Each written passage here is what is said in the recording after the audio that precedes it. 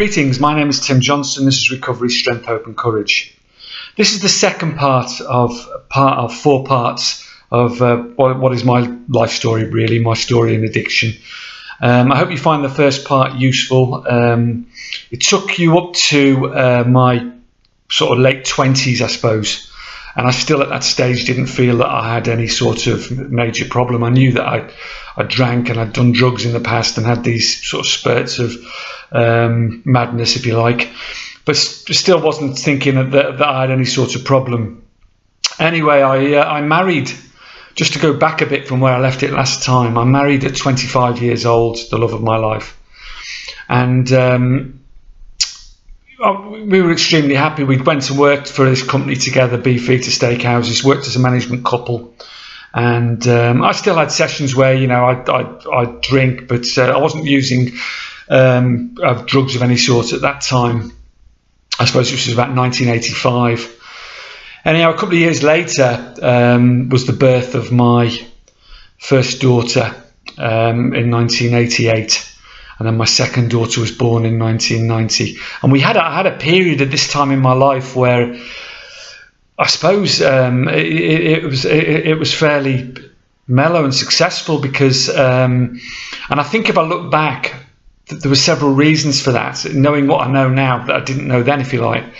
And ultimately, the birth of both my beautiful girls gave me a massive purpose, and also it's the ultimate service, isn't it? It's the ultimate giving of service, which is so important in recovery, I suppose, in sort of unconsciously for me at that time, obviously. But this little thing is helpless and doesn't judge you and needs you, and you have unconditional love for her, and she for you, and etc., and she depends on you for everything. And it shook me into some sort of mini sort of period of sobriety, I suppose. I still drank, but I certainly didn't go on the wildness of the earlier days. It sort of disappeared for a bit, and I had a real good period of success. We ran a couple of really good businesses with Beefeater. One was a brand new one which we set up from scratch, which was very successful. And then we got approached by a company called Bass in Birmingham, myself and my wife as a couple. And they offered us an opportunity. We went for quite a lot of big interview process, because a lot of people went for this job. And I became extremely focused on, and I think it was unconsciously or consciously, I don't really know, but the thought of providing for the two girls and the two of us together providing for the two girls was really important. And they'd suddenly become such a massive focus and intention for me, you know. And it was a job in Birmingham, a £2 million development for Bass breweries called the Crown on Broad Street. Broad Street being the most happening sort of street, it still is, I think, in Birmingham. It was Ronnie Scott's there, and a lot of great businesses. And the Crown was an old, massive, great pub.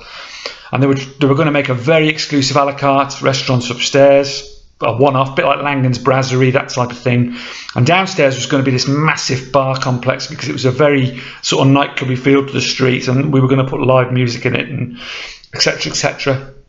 Yeah, to cut a long story short, again, we got the job. It was a very highly paid job, but a very high stress pressure job, which we did for 2 years, and it was extremely successful, and met a lot of sort of television people came in from Central TV, and sort of Roger Cook, who was a big thing on investigative reporting, was a regular, and also the guy that was Michael Caine's partner in Langan's Brasserie, he came in quite regularly, and you know, it was a fantastic, you know, poured myself into it. Still had the odd night where I got, you know, drank. I sort of drank, I suppose looking back, I drank every day, but certainly not in the sort of bender sense, I suppose, at that stage.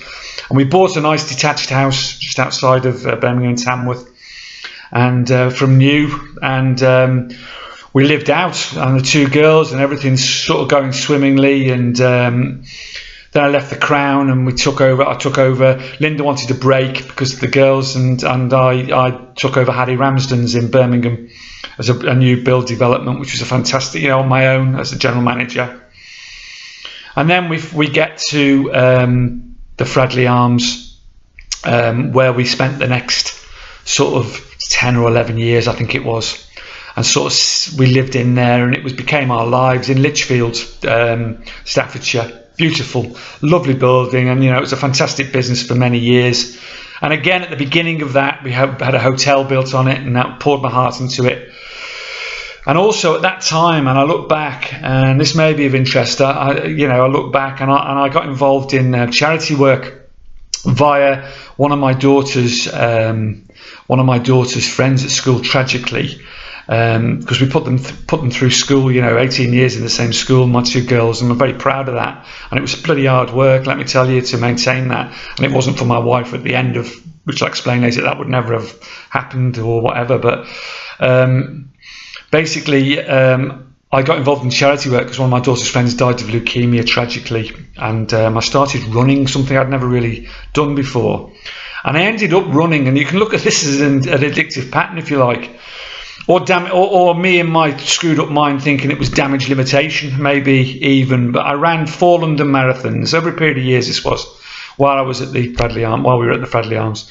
4 London marathons. I ran the New York Marathon, and I ran the Potteries Marathon, and about 8 Great North Runs. And I made a lot of money for various charities, mostly cancer and arthritis, because my wife had rheumatoid arthritis. And again, giving service and giving back and training my body and exercise, all these things come into play later on in this story. But unconsciously then I was doing these things, and I had this period of sort of few years where a relative sobriety, I suppose, with the odd bender thrown in now and again.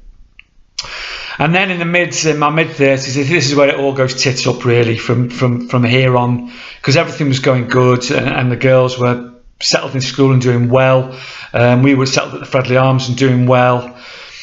And this restlessness, I suppose, started coming back into my stomach, and this feeling of something missing and pain. And I put it down to depression to start with, and I thought it was depression. And I went to the doctors, and as they did in those days, this is the 90s, don't forget, there wasn't the same sort of checking as there is these days, and the controls that there are these days. But I was prescribed Effexa, which is venlafaxine, which is a very strong antidepressant. And I was on that. And we lost a chef at the time, and I had to go and work in the kitchen as a chef. And I was doing 17-hour days. I was on my feet all day, and we were doing massive business there. So it was very high stress and very high pressure. And I was a bit of a mess, and I'd started drinking heavily. It started creeping back in again. And anyway, we had this chef come to work with me, and he was taking pills. And I always remember this because it's a massive turning point in my life, I think, because I never recovered from it really. Basically, he was taking very strong codeine tablets for pain in his back. And we'd been through a really busy session, and I remember it really vividly. I'd been through this busy session. I felt depressed. I was down. I'd been drinking. I felt low in every way, basically, and I'm in pain in every way, physically, mentally, spiritually. And even though I had all this, and I look back, I had so much, and this is a pattern throughout my life. We had so much: successful business, house, beautiful children, lovely marriage, friends, everything, successful, money. But all these things didn't matter. The material stuff doesn't matter. I know that now, but the family did. I love them. I love them with all my heart now, more than anything in the world. But he offered me a couple of these pills. Said these will make you feel better.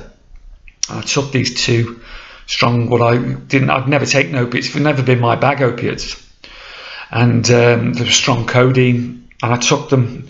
And I remember this feeling of half hour later of euphoria. That's all I can do.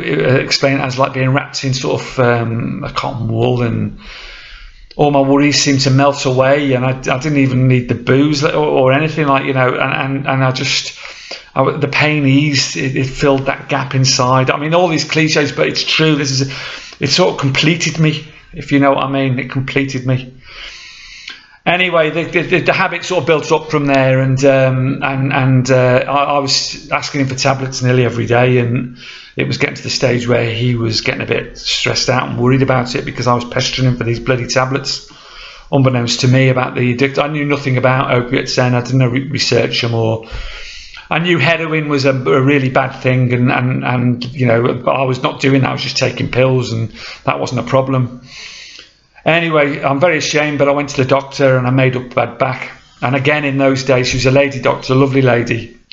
I always remember, and this is in my sort of mid to late 30s now, and in the sort of late 1996, 97 time, again they doled out pills, like, you know. So immediately I was put on codeine because I said that I tried everything else and it was no good.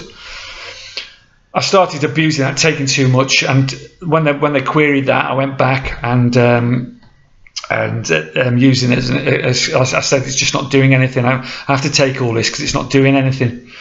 And so they prescribed something stronger, tramadol, which again, in the third video, you'll see that plays a massive part in my life again. And that's the sort of end game, if you like. But tramadol I was on for a period of time. Again, abused it quite badly. I was phoning up for repeat prescriptions, and much before they were ready, I was eating like sweets. I didn't know then, but obviously your tolerance is building up, isn't it? And to do the job it was I wanted it to do, which was to block this feeling I had inside, this pain I was suffering. I thought I was suffering. I needed more and more. So again, it snowballed and snowballed until I was eventually put on MST, morphine sulfate tablets, and that's the beginning of the shit sort of happening again. Really, shit hitting the fan. The late stages of the time we were at the Fradley Arms. And I was on this morphine sulfate, and again I upgraded twice on morphine sulfate to the biggest tablets you can get. I forget what they were now, 20 milligram, I don't know. But I was eating them like sweets. Morphine I was eating like sweets. But I was also drinking very heavily as well, and I was smuggling bottles of whiskey and bottles of vodka up into the shed on our flat roof when I was working in the kitchen. So I was chewing these pills. God knows how my body was coping with this, but I suppose all the stuff I'd done in the few years before, the training, and you know, I ate well in those days. You know, and there was a lot of exercise involved in my job and moving around. I suppose it just kept me from just dropping dead. But I was taking a lot of morphine, and I was numb. I had no emotion. My wife was noticing now, obviously, because she could smell. She put it down to drink. She didn't know what was going on. I never told her about the stuff at the doctor's with the pain pills, because I hid them, and it's just a pattern, isn't it, throughout an addict's life. And I thought of myself as this functioning alcoholic, and I you know, high functioning addict, if you like, you know, running upstairs and necking. I thought it was glamorous in my mind. It was just sick. My mind was sick. Running upstairs and necking whiskey and taking these pills, but still knocking out good food and hundreds of meals every day. To be fair, you know, the meals went out. You know, and I thought, well, I'm doing this job. You know, it's making it bearable, and you're making my pain bearable. And you know, I'm a functioning addict. But I remember Robin Williams saying, and I'm sorry I don't mean to offend anyone by this, but Robin Williams once said, a functioning addict or an alcoholic is like a paraplegic lap dancer. You know, you can do it, but just not very well. And I didn't realise, and that's not meant to be glib or funny. It's a fact, you know. That's how I was. You know, I thought I was doing great, but obviously on the surface, I wasn't. And all this came to a head when I, funnily enough, you know, we were still doing really well at the place. You know, I was going through all this, and me and my wife were arguing more and more and more. And the company came to us and gave us a proposition because we were doing really well. They didn't know about any of this shit going on in my life at all. And they offered us a place each. Ridiculous, isn't it? You know, a business each. So my wife's business was in Nuneaton, Bermuda Park, and my business was in a place called Hopwaz, a lovely little village, lovely pub restaurant. So we'd manage a place each, which was, you know, amazing, because we were paying the kids to go through school, and you know, money was tight. We were still struggling. We were quite well paid, and we had bonuses, and we'd won awards. We'd been away, and with awards we'd won, and all the rest of it. But still, money was hard. It was tight. You know, we struggled.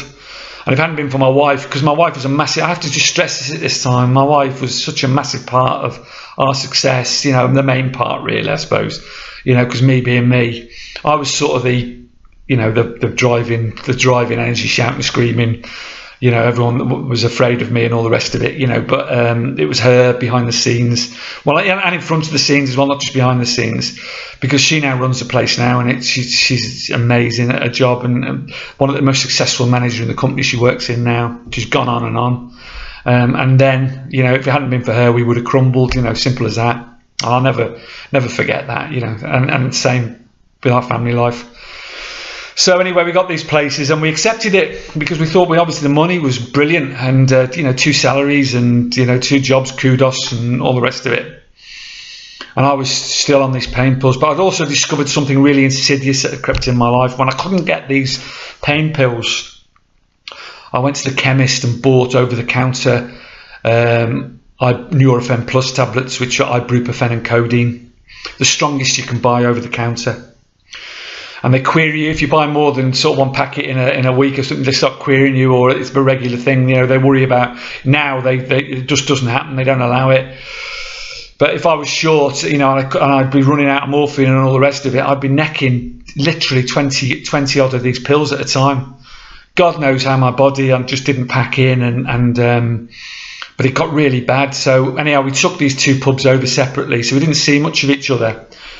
And it obviously gave me an excuse to, you know, in my head, I suppose I just went wild. I was drinking mad, you know, literally bottle of vodka, at least a day, a litre bottle of vodka a day, necking all these pills. If it wasn't morphine, it was Nurofen Plus. And then I found someone who could, but this is the really bad part, I suppose, someone who could sell me heroin.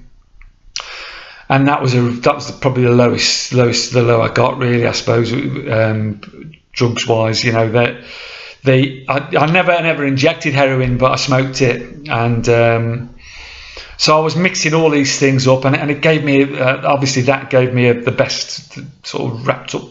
I thought I could conquer the world, I could run this business, you know, and I was just all over the place. I was just not controlling it. I thought I was doing a brilliant job in my mind, as all addicts do. You know, that what I saw was not the reality. You know, my mind was not the reality. People were looking at me. They obviously smelt drink on me. They saw my erratic behaviour, the glazed sort of expression I had on me all the time, and I was nodding off, and nodding, as they call it, as in opiate addiction. I had a major problem, you know. And I remember the sort of lowest point. I remember not having any pills at all, you know, just having these Nurofen Plus, and I took a load at once in the car park, vomited them up. And I'm really ashamed of this, but I scraped it up and took. I was that desperate because I was trying to stave off withdrawal, but I just sort of scooped it up and took it. I was deranged is all I could put it. And obviously the world came tumbling down, and someone phoned up the area manager, who came and discovered I wasn't on site. I was drunk. And I hadn't balanced my safe. I had not stolen any money, but it was a mess. It was a real mess. And they put me on suspension, and eventually I lost my job. And that was the beginning. That was sort of the end of my time, coming up to in my 40s. That was at the end of my time in management, I suppose, and my self-esteem was at the lowest.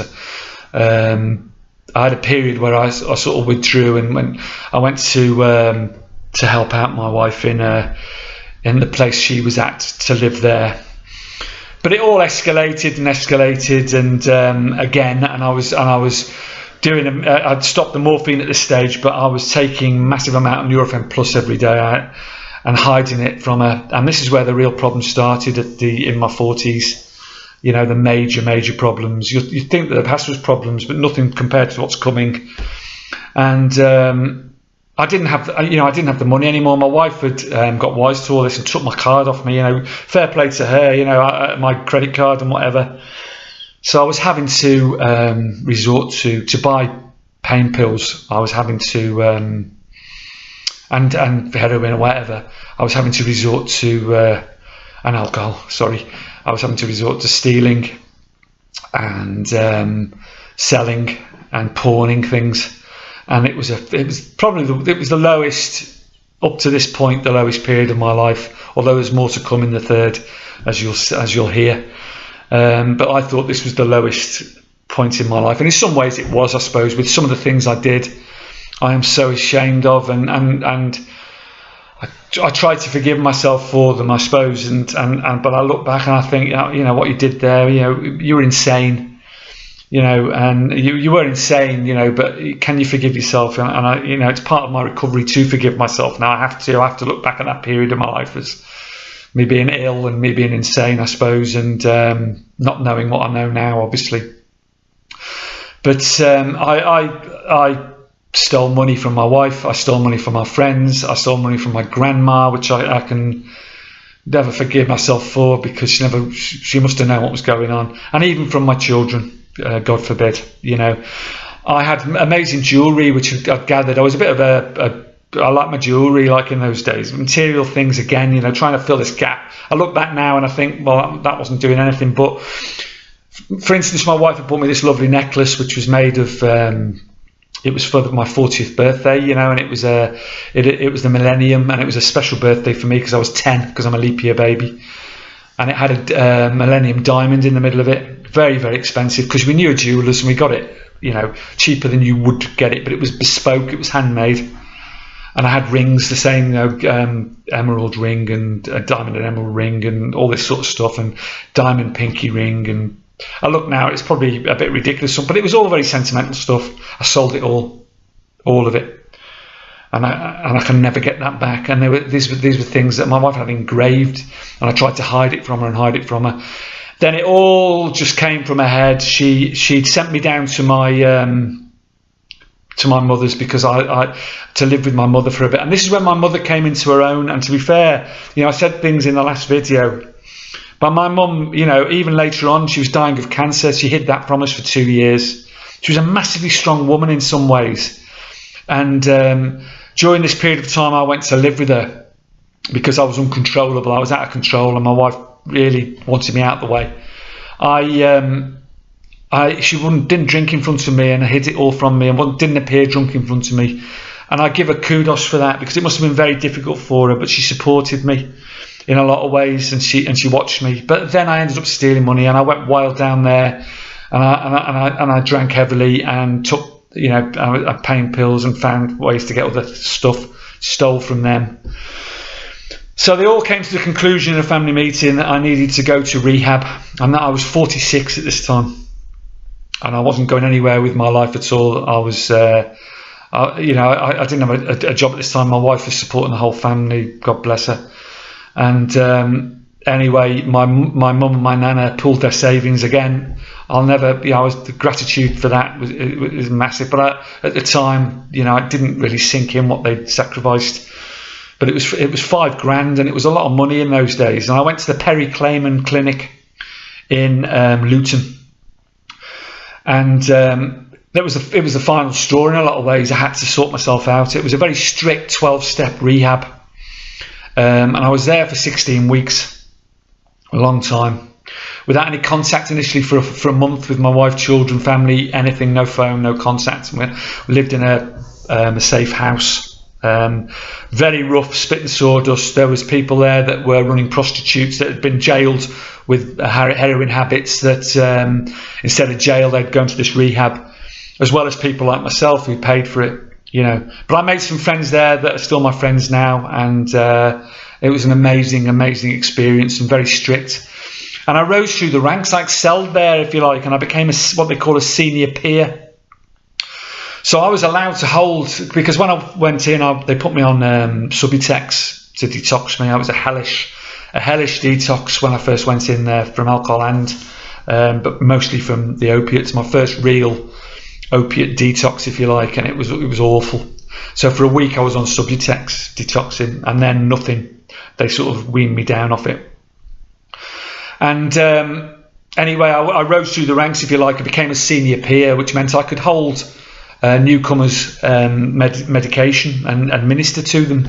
I got trust, and I loved it, because I was giving back. And again, I didn't realise at the time, it was unconscious, but I was giving back. I was giving service, which is what I believe it's the foundation of a lot of recovery, is to give back, and to not just to addicts, but to kindness to people in general. But this was obviously just for addicts. We were taught this, and it was extremely important, me supporting them and I cooked their Christmas dinner one Christmas, and it was a community. It was, and there was a lot of failures there, and there was a lot of heartache there, and there was a lot of people tried to kill themselves in there, and it was horrendous sometimes, but amazing for me.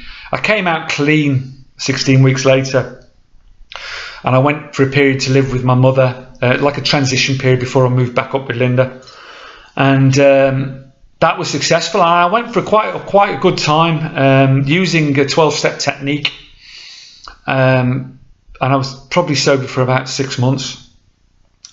And anyway, I just dropped back into old habits then, and then starts a lot of chaos. For some reason, I relapsed, and I don't.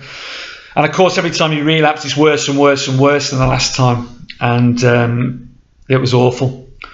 It just got really bad, and in the end, I out of desperation, I was doing jobs, all sorts of, because I was hiding all this. But I think Linda knew deep down anyway. She's not stupid. I wasn't drinking. I was taking pills, so she never smelt anything on me. But obviously, she could tell the difference in me. So, and I was doing different jobs. I did cash carrying security company. I went to work in a BP garage as a sort of assistant manager there. I did all sorts of jobs. I went to work in Ocado packing stuff, and all these were sort of menial, hard physical jobs, but they never lasted. They lasted a period of time, and then sort of a year in, I'd fuck it up some way, and I'd be gone again. So it all just went absolutely tits up until I went to college and did a degree in acupuncture. I thought spiritually that'll sort me out.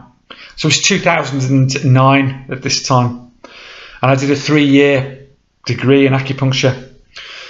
And for the first couple of years, I was okay, and I'd managed to sort myself out a bit. And so I was doing this degree. I was working as a part-time chef in my wife's business, and I'd got my sort of trust back a bit because I'd managed to stop and knock the pills on the head for a bit.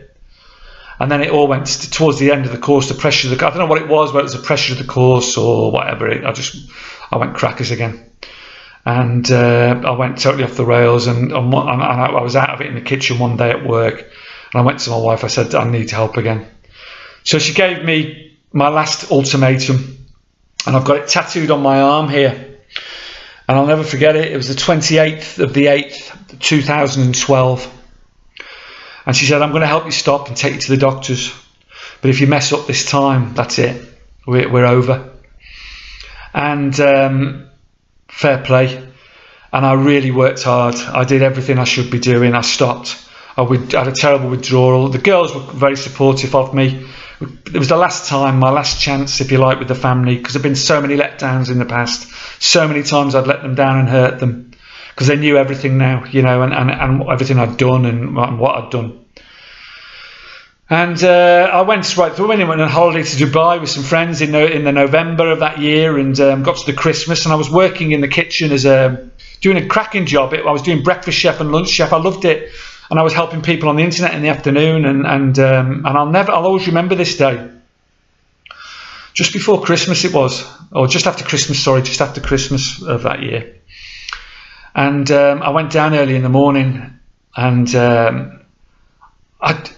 it was I can't explain it to this day, but I went and drank a bottle of wine before I started work at 6 o'clock in the morning. Got it from the cabinet and drank it. I thought, what's this going to feel like now? And I was out. Obviously, I hadn't had anything for ages, like a few months, and I was out of it. And my youngest daughter was working as a waitress, and she noticed and told my wife, and it all just kicked off. Anyway, I just went loopy. I nicked some money and I disappeared and went walking and walked for hours and hours, disappeared a day. I can't remember anything. I went and bought pills, took pills, and it was just a lost day. And my daughter would phone. I was ignoring phone calls from my daughter, and eventually I wandered back in a hell of a state. And that was when my wife said, this is it, it's finished, you've got to move out. And my girls said the same, you need to distance yourself, get away and sort yourself out. And I came to Spain for a few weeks, just a transition, and we had a little house which we owned in Tamworth, which we rented, and it was empty, and my wife did it up for me. And I came back from Spain and my wife moved me, and she did all this for me. Even so, God bless her, she's always stood by me. And our relationship now is much, improved, as I'll explain, as in the third chapter. My wife stood by me and set me up in this house, but I was on my own. I went back to Ocado, got a job with Ocado. And that's where I'm going to leave it this time, because this is the final chapter, the final countdown, if you like. That was nearly 5 years ago, and the final 5 years is the ultimate, and that will tell you how it escalated to a stage where it nearly killed me, and how I ended up here in Spain, and how I eventually have discovered recovery and discovered a new way of life. And that's in the third chapter, and then there'll be a fourth one just to sum everything up. So it'll be a couple of days, and the third chapter will be available. I hope you've enjoyed this. If you like it and it's helpful for you and you relate to it, please subscribe or please like the video, and then more people will see it. Thank you very much for listening to me. Don't forget, seize the day. Carpe diem. Don't let your brain control you. Don't let your brain control you. Love you lots. Much love to you all. Thank you. Bye-bye.